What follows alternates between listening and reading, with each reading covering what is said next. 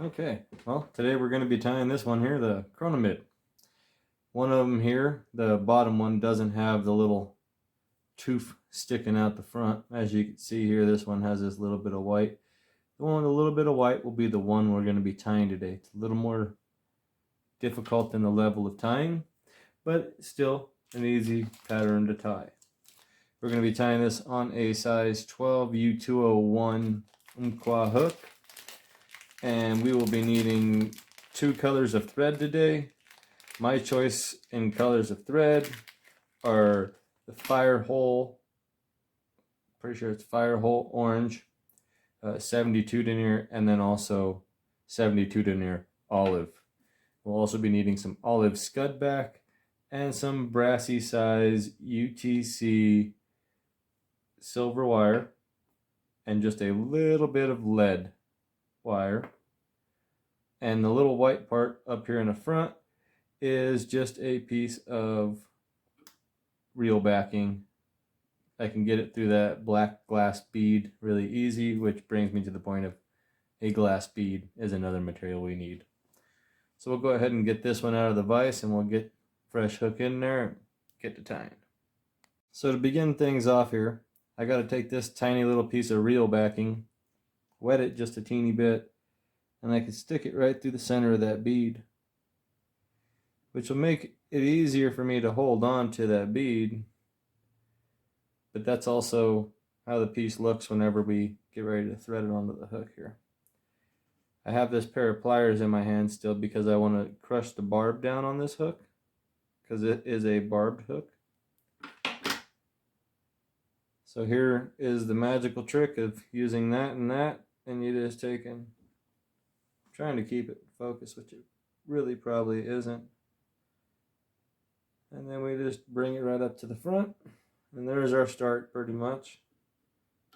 We get that in the vise, and that's what it looks like when you want to start it out. Gonna start out here. Okay, maintain focus there. I'm gonna start out by, now that I got the bead on there, with that little piece of white reel Dacron sticking out. Need to trim off this tag end.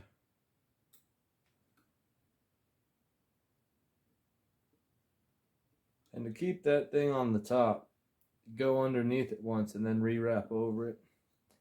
And I'm going to bring that back just a tiny bit of a ways on that fly. Not too far. I'm going to grab my 025 lead wire and I'm going to set it right back in behind that bead. Just like so. And I'm going to make that go back to about half the hook length itself, which is right about there.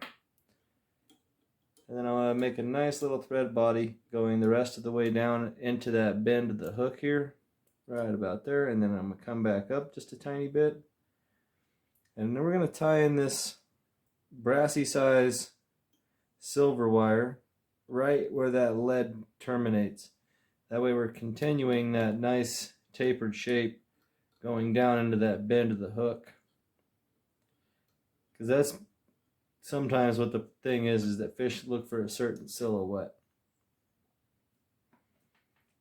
Alright, well now that we've made it to that stage, I'm going to take a few inches of this scud backing and I'm going to go ahead and tie it in there. It's stuck to my finger. I'm going to come back up here to right where we terminated that lead, and we're going to continue to work on trying to get that smooth transition that we're looking for. There we go. Bring that scud backing right back here all the way to the back of this hook. And that's going to be there. Make some nice touching tight wraps with this fire hole orange coming back up out of that back and then going back down into it again. Just to kind of get the nice shape that we want to achieve in there. Alright, so now that we've made it to that part, I need the whip finisher. And we will go ahead and terminate the fire hole orange, just like so. And then we'll go ahead and grab our 72 denier olive and we'll get it tied in there. That sounds a little dry.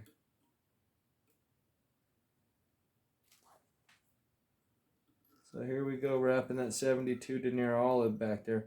We want to come back into the fire hole orange a little bit of a distance, but you don't want to make a solid olive color with it. You want to be sparse, like as you come back this way, because this is just to kind of help with the color transition, like a blending effect. And as we get back up here to the front, it'll be solid olive. So we're going to work this to about just over a third of the way in just straight olive, but the rest of the back end will be all fire hole orange. Need to go a little bit more all right through that center part right there. That looks nice. We'll grab our whip finisher here to keep things from coming apart on us. So that'll hold us in position there. Now we're going to grab our scud backing and we're going to make little counter wraps with it, going around there, making a nice kind of covering. It's interesting how this scud backing gives it that certain look. Has a certain kind of look to it where it looks like it's greasy or like a bug kind of thing. That's why I choose the olive one, because it blends in with my olive thread up in the front, because that's the color I want this thing to kind of be, is olive in general color. Just because when you find them in the water, these chironomids, this is kind of what the color of them are, is reds and greens. So here we'll go and make some counter wraps with this silver brassy sized wire. Going right back up to the front, trying to go about 7 times around with that wire.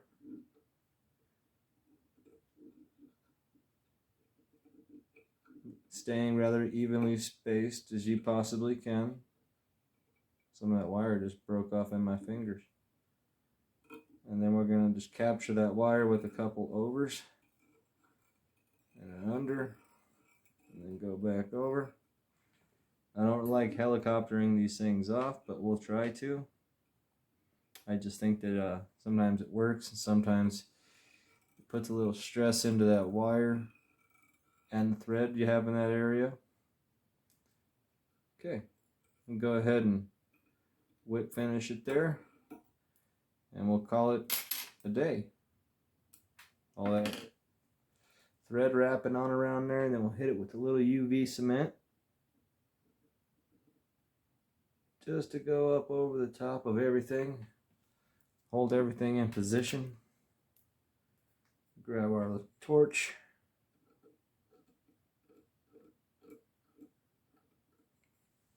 And bingo.